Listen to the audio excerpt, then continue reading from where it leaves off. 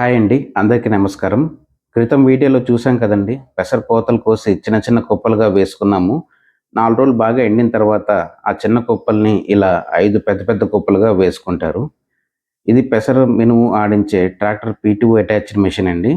ఎండిన పెసర మొత్తం ఇలా ఒక ఇన్‌లెట్ ద్వారా వేసుకుంటే లోపల అది ప్రాసెస్ చేసి పెసర గింజల్ని ఒక అవుట్‌లెట్ ద్వారా ఇలా బయటకు పంపిస్తుంది.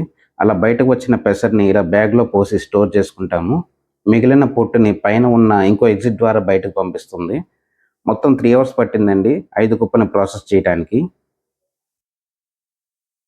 అన్నీ ప్రాసెస్ చేసిన తర్వాత పెసర బస్తాల్ని ఇలా ఎడ్ల బండిలో ఎక్కించి ఇంటికి తీసుకొని వెళ్ళాము.